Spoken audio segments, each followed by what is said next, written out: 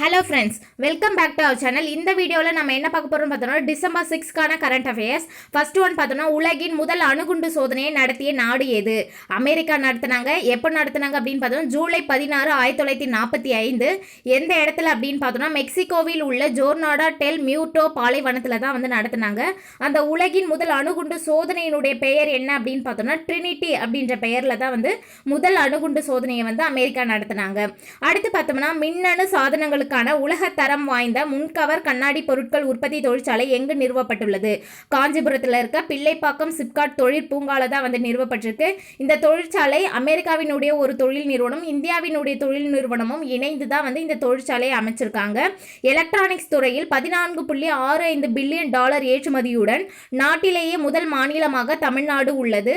இந்தியாவின் ஒட்டுமொத்த எலக்ட்ரானிக்ஸ் ஏற்றுமதியில் தமிழ்நாட்டினுடைய பங்கு 41% வந்து பெற்றிருக்காங்க. கடந்த 4 ஆண்டுகளில் 9 மடங்கு வளர்ச்சி வந்து எலக்ட்ரானிக்ஸ் துறையில் தமிழ்நாடு பெற்றிருக்கு. ரூபாய் 440 கோடி முதலீட்டில் மத்திய அரசுடன் சேர்ந்து மின்னணு தயாரிப்பு தொகுப்பு அப்படின்ற ஒரு இதுவை வந்து மேற்கொள்ள இருக்காங்க. அடுத்து பார்த்தோம்னா ரிசர்வ் வங்கி ரெப்போ வட்டி வீதத்தை எத்தனை சதவீதம் குறைத்துள்ளது அப்படின்னு பார்த்தோம்னா 0.25% வந்து ரெப்போ ரேட்டை வந்து குறைச்சிருக்காங்க. 5.5%இருந்து 5.25% தற்போது இருக்கு. ரிசர்வ் வங்கியினுடைய ஆளுநர் யாருன்னு பார்த்தோம்னா சஞ்சய் மல்ஹோத்ரா அப்படின்றவங்க தான் வந்து ரிசர்வ் வங்கியினுடைய ஆளுநர். இந்த ரெப்போ ரேட் வந்து ரெப்போ ரேட்னா ஃபர்ஸ்ட் என்ன அப்படின்னு பார்த்தோம்னா வணிக வங்கிகள் இப்போ வந்து மற்ற பேங்க்ஸ்லாம் இருக்காங்க பார்த்தீங்களா, அவங்க வந்து ரிசர்வ் பேங்க்கு கிட்ட இருந்து வந்து கடன் வாங்குவாங்க.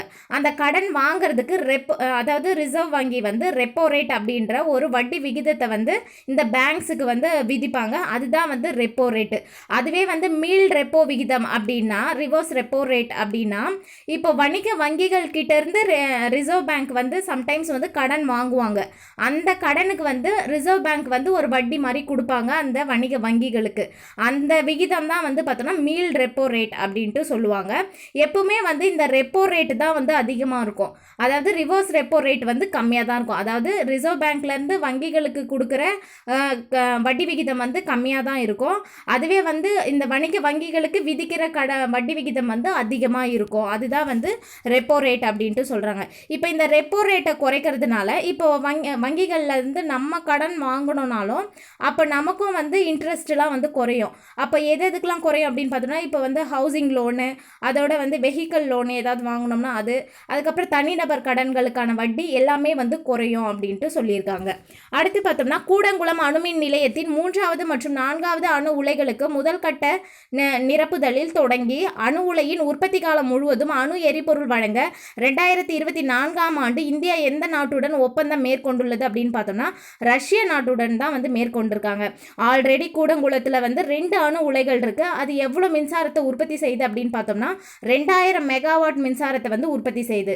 இது கூட வந்து மேலும் 4 அணு உலைகள் ரஷ்யாவினுடைய உதவியுடன் வந்து அமைச்சிட்டு இருக்காங்க.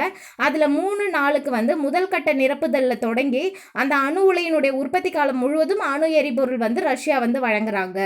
அடுத்து பார்த்தோம்னா 2030ஆம் ஆண்டு வரையிலான இந்திய ரஷ்ய பொருளாதார திட்டம் உள்ளிட்ட எத்தனை வகையான முக்கிய ஒப்பந்தங்களுக்கு இந்தியா ரஷ்யா இடையே கையெழுத்தானது அப்படின்னு பார்த்தோம்னா 16 ஒப்பந்தங்களுக்கு வந்து கையெழுத்தானது. அதில் ஒரு முக்கியமான ஒப்பந்தம் அப்படின்னு பார்த்தோம்னா 2030ஆம் ஆண்டு வரையிலான இந்திய ரஷ்ய பொருளாதார திட்டம் அப்படின்ற ஒரு ஒப்பந்தமும் வந்து கையெழுத்தாகி இருக்கு.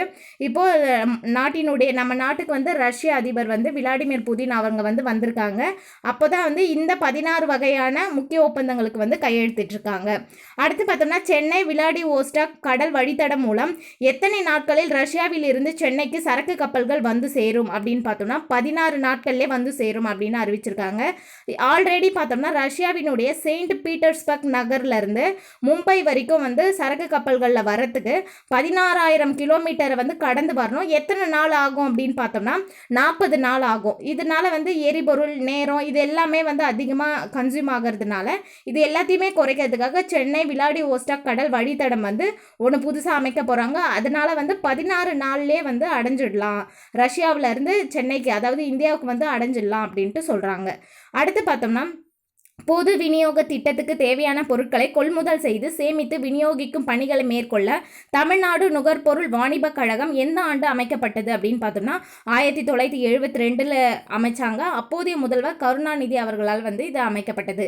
இது போன்ற அமைப்பை நாட்டிலேயே முதலில் அமைத்த பெருமைக்குரிய மாநிலம் எது அப்படின்னு பார்த்தோம்னா தமிழ்நாடு. இது எதற்காக அப்படின்னா உணவு பாதுகாப்புக்காக தான் இந்த தமிழ்நாடு நுகர்பொருள் வாணிபக் கழகம் அப்படின்றத 1972 அமைச்சிருக்காங்க. ஓகே ஃப்ரெண்ட்ஸ், இந்த வீடியோ உங்களுக்கு பிடிச்சிருந்தா லைக் பண்ணுங்கள், உங்கள் ஃப்ரெண்ட்ஸுக்கும் ஷேர் பண்ணுங்கள், மறக்காமல் சப்ஸ்கிரைப் பண்ணுங்கள். தேங்க்ஸ் ஃபார் வாட்சிங்.